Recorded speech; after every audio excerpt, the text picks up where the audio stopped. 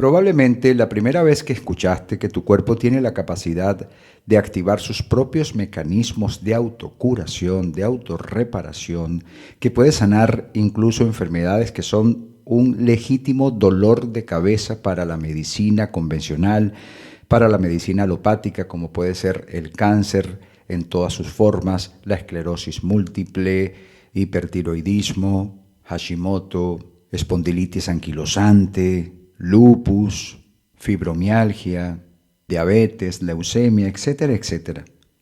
Lo primero que se te vino a la cabeza seguro fue: esto suena demasiado bonito para ser verdad. Si esto fuera cierto, ya mi médico me lo hubiera dicho. O quizás te vino a la mente: bueno, si esto es así tan fácil, entonces ¿por qué no se sabe? Y algo muy común sería que por tu mente haya pasado la famosa frase: si esto fuera así, no existirían enfermedades. Si esto fuera así, todo el mundo se curaría sin ir al médico. Por lo tanto, lo primero que quiero que sepas es que el hecho de que tengas este tipo de resistencia inicial cuando empiezas a coquetear con la idea de que tu cuerpo tiene maravillosas posibilidades y herramientas de autorreparación, que vino implícito en su propio diseño genético, la posibilidad de regenerarse, de reparar cualquier error, de sanar completamente, este hecho tiene una razón subyacente, que escapa de nosotros porque nosotros tenemos menos de un siglo de existencia y esto tiene 2 siglos. Esa es la realidad. Vamos a conocer hoy algunos aspectos muy poco contados, y las veces que se han contado ha sido censurado y ha sido muy difícil que esta historia realmente trascienda, por muchos aspectos que luego iremos conociendo.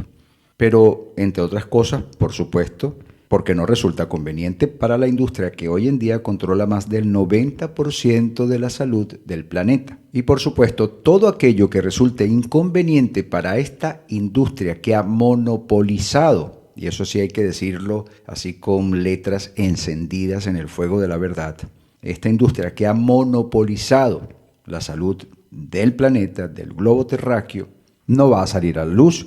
Y cuando sale a la luz es torpedeado porque a lo largo de estos 2 siglos ha podido crear todo un mecanismo de filtros, todo un mecanismo de contención de toda aquella información que contravenga los intereses de esta ultrapoderosa industria. ¿Lo ves? Yo siempre he pensado que uno de los grandes flagelos de la humanidad es el hecho de que nuestra salud esté en manos de una industria. Porque las industrias no son buenas ni malas, son industrias, funcionan mediante ciertos parámetros. Dentro de esos parámetros está el incremento permanente de sus ganancias, el incremento de su producción, y cuando analizamos esto objetivamente entendemos que ¿cuál es la producción de nuestra industria farmacológica? Medicamentos, fármacos, tratamientos. ¿En dónde está su factor de crecimiento? Precisamente en crear más medicamentos, más tratamientos, y para ello tienen que existir más enfermos, porque cada persona que se sana deja de ser un cliente para la industria. Pero si la persona está enferma, es un cliente para la industria. Como toda industria quiere clientes, como toda industria quiere clientes recurrentes, y como toda industria quiere vender más cada año. Si la industria es la automotriz, entonces cada año quiere vender más vehículos. Pero si la industria es farmacológica y está en su vertiente de los psicofármacos, pues cada año quiere vender más psicofármacos. Si está en su vertiente oncológica, pues cada año quiere vender más quimioterapia, quiere vender más radioterapia, y así sucesivamente con todos los ámbitos de esta industria. Pero, repito una vez más, ¿eso qué implica? Más y más enfermos, porque más enfermos son más clientes. Ahora, todo esto funciona de esta manera desde el principio de esta industria farmacológica tal cual como la conocemos nosotros. No es algo nuevo, ha sido así siempre. Para poder entender este fenómeno es que vamos a conocer algunos aspectos históricos perfectamente comprobables que nos van a permitir ampliar nuestra percepción en tal sentido y comprender, como te dije al principio, de dónde nacen todas estas resistencias, incluso de dónde nace la ridiculización y el vilipendio al cual se somete todo aquello que no venga o que no provenga directamente de esta industria. Todo lo demás parece ser ridículo, todo lo demás parece ser no científico, todo lo demás es comparado con superchería, todo es comparado con curanderismo, cuando no necesariamente es así. Recordemos, y esta es una premisa que vamos a mantener siempre, el hecho de no implica que, y esto lo robamos de la matemática, el hecho de no implica que. Siempre que podamos aplicar esta lógica, podremos trascender lo que estamos analizando. Y cada vez que trascendemos lo que estamos analizando, nos ubicamos en una instancia superior de conciencia.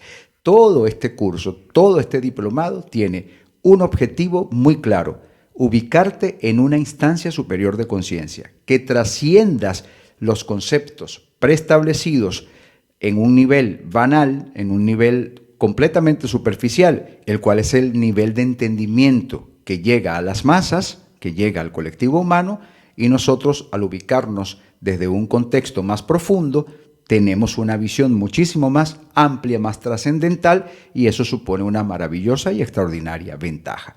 Esa ventaja la aplicamos a la salud, esa ventaja la aplicamos a nuestro organismo, y de allí nace una sinergia extraordinaria a partir de reconciliarnos con nuestro organismo y sus sofisticadas herramientas de autocuración. ¿Estás de acuerdo conmigo? Muy bien, yo te hago una pregunta. ¿Quién crees tú que está detrás de la creación de la industria farmacéutica tal cual como nosotros la conocemos hoy en día? Seguramente te pasará por la mente que detrás de la industria, detrás de su génesis, estarán médicos, estarán científicos. Eso es lo que pensaría cualquier persona. Por supuesto, es una lógica, ¿verdad? Pero no es así. Para poder comprender este fenómeno tenemos que ir hacia atrás en el tiempo y vamos a los años 1800 y tanto, ¿no? En el 1839 nació un gran magnate, un hombre muy rico, de hecho, considerado el primer multimillonario de Estados Unidos.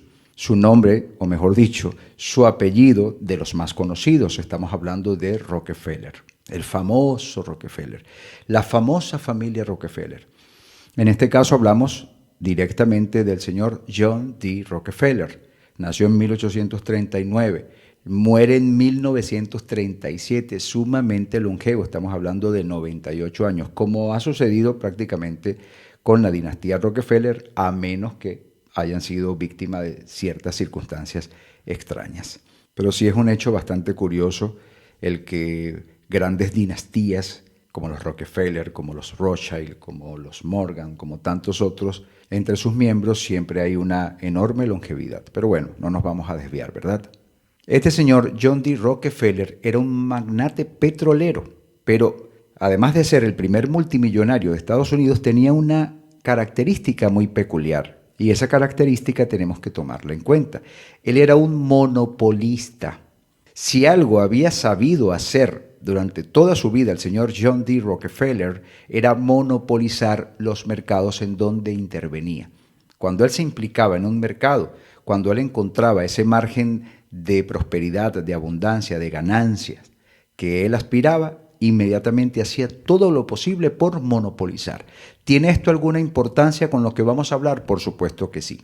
De hecho, a comienzos del siglo XX ya él controlaba el 90% de todas las refinerías de petróleo de los Estados Unidos, a través de su compañía petrolera, ¿no? Que ya seguramente sabes cuál es, Standard Oil. Luego se dividió en otras, ¿no? Como Exxon, Mobil, etc. Pero él ya había monopolizado, entre otros mercados, el mercado petrolero. Y para ese tiempo, y en aras de seguir monopolizando a través de la explotación del crudo, había financiado a unos científicos para que buscaran formas petroquímicas de explotación completamente nuevas. De allí fue que se descubrió el plástico, lo que se conocía como baquelita, a principios de 1900, entre un montón de hallazgos científicos, ¿no? Parte de la investigación, de la búsqueda. Pero ¿adivina qué? Eureka. Determinaron que a partir de derivados del petróleo se podían fabricar fármacos, medicamentos. Estamos hablando de una industria completamente ajena a las industrias que había monopolizado el señor John D. Rockefeller. Pero como te puedes imaginar, fue una maravillosa noticia para este. Por supuesto, vio la posibilidad de monopolizar las industrias del petróleo, las industrias químicas y la industria médica al mismo tiempo. Y eso sin hablar de los altísimos beneficios de los productos petroquímicos como tal. Todo podía patentarse, algo realmente maravilloso y que también jugó en nuestra contra, porque después se hicieron leyes en donde no se pudiera patentar nada que viniera de la naturaleza, etcétera, y todo eso contribuyó para esta monopolización. De tal manera que Rockefeller se lanzó a esta nueva aventura, monopolizar la industria médica. Pero se encontró con un problema. Este problema era que para ese tiempo todo lo que era la medicina natural, la medicina herbal, era demasiado popular en Estados Unidos. Casi la mitad de los médicos y universidades de medicina de Estados Unidos practicaban un tipo de medicina holística. Cuando hablo de holística, sabes muy bien qué significa, que es una medicina muy amplia, ¿no? Que combina eclécticamente para buscar siempre el mejor resultado, que busca la manera de crear sinergia entre distintos componentes y al mismo cuerpo humano lo tomaban en cuenta precisamente como un todo, no como algo diseccionado en el cual el médico especialista del hígado no sabe mucho de los riñones o el nefrólogo pues no sabe mucho de los pulmones, como sucede en la actualidad, que el cuerpo ha sido como diseccionado por partes y hay expertos en cada parte y no se toma el cuerpo como un todo integral en donde no hay una sola célula que no dependa de todas las demás células. ¿Te das cuenta? Y fue así como este monopolista tuvo que encontrar la manera de deshacerse de esa competencia. Y cómo no hacerlo, utilizó la estrategia de manipulación de masas, que se crea primero un problema para luego encontrar una solución. Algo muy típico y que todavía hoy por hoy, de hecho lo acabamos de ver con la pandemia reciente, se sigue implementando porque no falla, no falla. Vamos a crear un problema y luego vamos a crear la solución del problema. Vamos a crear el problema, asustamos a la sociedad, asustamos a la humanidad y luego esta misma sociedad nos va a suplicar la solución al flagelo. ¿Te suena? Y para tales efectos buscó a un ideólogo, a alguien muy estratégico de aquellos tiempos, que también era un millonario, el señor Andrew Carnegie. Este estaba monopolizando la industria del acero desde hacía muchísimo rato. Y Andrew creó ese esquema. Así, desde la prestigiosa Fundación Carnegie, enviaron a un hombre llamado Abraham Flexner, que era educador. Le encomendaron una enorme tarea, que viajara por todo el país e informara a los estatus de los colegios médicos y hospitales de todo Estados Unidos las buenas nuevas científicas, los cambios profundos que se harían en la medicina y al mismo tiempo poner bajo la lupa a todas las escuelas de medicina y universidades del momento a modo de filtrar y todas aquellas que no cumplieran ciertos parámetros, por supuesto, ser eliminadas. Las que sí se adaptasen iban a recibir, entre otras cosas, subsidio, cuando no, subvenciones, mucho dinero, siempre y cuando supieran adaptarse a los cambios científicos de esta floreciente industria. ¿Lo ves? Esto condujo al famoso e infame informe Flexner, que dio origen a la medicina moderna tal cual como la conocemos. En este informe, por supuesto, se hablaba de la necesidad de modernizar y centralizar las instituciones médicas y bla, bla, bla, bla, bla. Y como te puedes imaginar, al poco tiempo, más de la mitad de las universidades y escuelas de medicina habían cerrado, porque simplemente no habían sido aprobadas por la ciencia.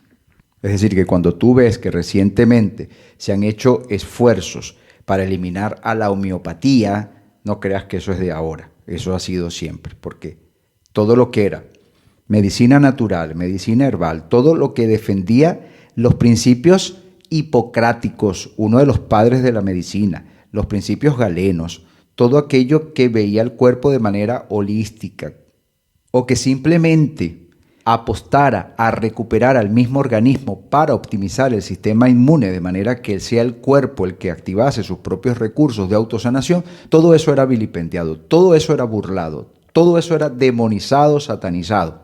Y se llegó al punto en esa asquerosa campaña de encarcelar a muchísimos médicos. Muchos fueron perseguidos, a otros les retiraban la licencia, a otros tantos los desprestigiaban y paré de contar. Y claro, para ayudar con la transición y cambiar la mentalidad de los científicos y médicos que estaban a favor de Rockefeller, otorgó cientos de millones de dólares a universidades, a hospitales, creó grupos filantrópicos. De hecho, siempre los milmillonarios se han caracterizado por ser filántropos. ¿Te has dado cuenta de ese detalle? Fíjate, Bill Gates, un filántropo, se presenta así ante todos los medios de comunicación. Incluso el dueño de Facebook, el dueño de Instagram, un filántropo. Todos ellos son filántropos, son una maravilla, la verdad. Son seres casi que angelicales. Lo cierto es que en muy poco tiempo todas las facultades de medicina se habían modernizado y todas estaban homogéneas, siguiendo el patrón de su patrón, el señor Rockefeller. Por ejemplo, a diferencia de utilizar las plantas para sanar, estos científicos ahora estudiaban las plantas, pero para identificar cuáles eran las sustancias químicas para luego crear molecularmente una sustancia similar, no idéntica, y de esa manera podía ser patentada. ¿Te das cuenta cuando hablo de monopolización? Por ejemplo, el ajo puede tener muchas propiedades curativas, de hecho las tiene, ¿verdad? Pero otra cosa es extraer ciertos principios activos sanadores del ajo, crear moléculas sintéticas parecidas y ahora puedo patentarlas y a partir de allí monopolizo el mercado y nadie más puede sacar eso sino yo. ¿Lo ves? Y claro, ¿quién controlaba eso? Bueno, instituciones creadas por el mismo Rockefeller, por Carnegie, luego se fue uniendo Morgan y todas las demás dinastías. Ninguno eran médicos, ninguno. Y de esta manera ellos decidían quién patentaba y quién no, a quién le aprobaban y a quién no le aprobaban las patentes y todo un largo etcétera. De allí empezaron las pastillas, o sea, ya no te curo con sustancias naturales, ahora te curo con pastillas, ahora te curo con tratamientos científicos. Esta es la razón por la cual en la actualidad nuestros médicos no saben prácticamente nada de medicina natural. Esta es la razón por la cual nuestra medicina moderna se enfoca en aliviar síntomas, pero no ir a la raíz de la enfermedad para curarla, porque es mucho más rentable aliviar síntomas, vender tratamientos de por vida. Esta es la razón por la cual es muy difícil que alguien pueda patentar el descubrimiento de algún tipo de fórmula que sane, porque tiene que pasar por demasiados filtros y el solo hecho de patentar podría costar más de 50 millones de dólares. Y estas son cifras que puede permitirse un laboratorio farmacéutico multimillonario, pero que no se lo puede permitir un noble científico que haya dedicado toda su vida a encontrar la cura para el cáncer, la cura para la diabetes o para cualquier tipo de enfermedad que aqueje a la humanidad. Ya lo ves todo más claro. En líneas generales, este sistema médico que prepondera hoy en día no fue creado por médicos, no fue creado por humanistas, no fue creado con los fines de ayudar a la humanidad de una forma genuina. Fue creada por oligarcas, fue creada por plutócratas, fue creada por monopolistas, fue creada por los magnates petroleros, del hierro, del carbón, del acero y de los sectores más pujantes de Estados Unidos en aquellos tiempos. Y claro, eso ha sido así desde el principio y ha continuado. Y a lo largo de 2 siglos han creado todos los instrumentos necesarios para poder tener el control. Ahora puedes ver más claro por qué cuando un médico intenta por sus propios medios aportarle a la humanidad una cura, algún tipo de tratamiento que le esté funcionando, es perseguido, incluso muere en extrañas circunstancias o por lo menos le quitan la licencia. Casos como el doctor Hammer, el alemán, casos como el doctor Rife, el doctor Simoncini en Italia, Simoncini, tantos, pero tantos, que la lista es enorme de todos los médicos que han sido perseguidos, que han sido burlados, que han sido desprovistos de sus licencias de médicos, todo porque han salido de este formato. Y todo aquello que resulte una competencia que pueda perjudicar a los intereses de esta industria, por supuesto, no va a ser aprobado. Y claro que lo van a perseguir y claro que van a buscar todas las maneras de eliminarlo. Por ejemplo, la Sociedad Americana del Cáncer, ¿quién la fundó? Rockefeller en el año 1913, aunque se sabe que muchos de los medicamentos que estaban ellos preparando a partir de derivados del petróleo, por ser potencialmente muy tóxicos, de hecho, todos los medicamentos son tóxicos, pues originaban cáncer. Pero si yo mismo puedo crear la institución que va a regular este tema, pues ya estoy salvado. Y hoy en día siguen controlando todo, empezando por la Organización Mundial de la Salud. Esto no es un secreto, solo que no se conoce masivamente. Pocas personas lo saben. Y como siempre comento, los que están detrás de la mayoría de los laboratorios farmacéuticos prominentes son los mismos fondos de inversiones que están detrás de los medios de comunicación, que controlan el 80 o el 90% de los medios de comunicación. También están detrás de la industria alimentaria, esa industria que nos enferma con sus químicos, con sus tóxicos, con sus alimentos ultraprocesados, quitándole a los alimentos sus propiedades, sus minerales, todo aquello que nos nutre, dejándolos prácticamente muertos para poder empaquetarlos y que tengan larga duración y que nosotros comamos eso pensando que es un alimento cuando prácticamente es algo muerto, prácticamente es un tóxico para el organismo que no nos está aportando los nutrientes que necesitamos y todo eso va generando nuevos enfermos. Y cuando se modifica genéticamente algún tipo de alimento natural, una planta, un fruto, un cereal o lo que sea, evidentemente también nos están enfermando porque nuestro cuerpo ya no reconoce genéticamente ese tipo de alimentación.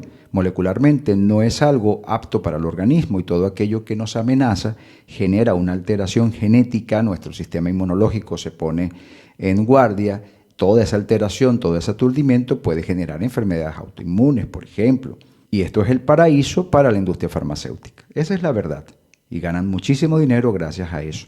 Han encontrado maneras no solo de monopolizarlo todo y de perpetuarse, sino además por todos lados, por todos los flancos, se van generando nuevos clientes. ¿Quiénes son los clientes? Los enfermos. Y hay muchísimo más que contar, pero yo pienso que lo más medular es entender la razón por la cual hoy en día se sigue despreciando todo aquello que no provenga de este monopolio, todo aquello que no provenga de las multinacionales que sirven a este monopolio y que están en manos de los más grandes monopolistas del planeta. Ahora entiendes por qué tu médico no te ha contado que tu cuerpo sí tiene grandes posibilidades de autocuración. Ahora entiendes por qué no es algo que se sabe cotidianamente. Ahora comprendes mejor por qué te sonó tan extraño eso de que tu cuerpo podía sanarte. ¿Te has percatado, por ejemplo, de que cada año hay más enfermos de cáncer? En este momento es la segunda causa de muerte del mundo, pero va a pasar a ser la primera muy pronto. Pero la primera causa de muerte está relacionada con todos los eventos cardiovasculares, producto de ¿qué? Del estilo de vida que tenemos, del estrés que nos generan las noticias. Fíjate cómo todo ese amarillismo permanentemente nos está estresando. Lo que nos dicen las noticias y la forma como nos lo dicen, todo eso está orquestado para un beneficio en común de estas industrias. Ya ves por qué cada vez hay más diabetes, ya ves por qué cada vez hay más enfermedades autoinmunes, ya ves por qué cada vez aparecen más síndromes o síndromes. Esto no es casualidad. Decimos que la ciencia está avanzando, pero a nivel estadístico, a nivel de resultados, esto es un desastre. Y eso sin hablar de la famosa iatrogenia, que en Estados Unidos y en el mundo prácticamente es la tercera causa de muerte, pero hay quien dice que es la primera. ¿Y qué es la iatrogenia? Todo lo relativo a la mala praxis médica, a los tratamientos inconvenientes, a los efectos secundarios de los medicamentos y todo un largo etcétera. En algún momento, hace unos años atrás, ya en Estados Unidos se consideraba la primera causa de muerte. De pronto salió de todas las estadísticas, de todos los informes y ya ni aparece por allí, pero se sabe que es así. Era muy importante esta reflexión inicial para que comprendamos y tengamos mayor confianza en nuestro sistema inmunológico, en nuestro diseño genético, toda vez que hemos entendido por qué no es algo consabido, no es algo que nos enseñan desde pequeños, ni es algo que nos lo cuente nuestro médico. Ellos no son culpables. Nuestros médicos son personas que estudiaron, que se sacrificaron, que lo hicieron por una vocación. La gran mayoría son víctimas de este sistema sin saberlo. Ellos simplemente se adaptan desde que están estudiando, son adoctrinados y son estructurados a modo de funcionar cumpliendo siempre con los intereses de la industria. Y ellos no lo saben. Esa es la gran verdad. Hay otros que se empiezan a dar cuenta, pero apenas desafían a la industria, empiezan las represalias. Y muchas veces prefieren evitar, y eso es completamente válido porque es un tema de supervivencia.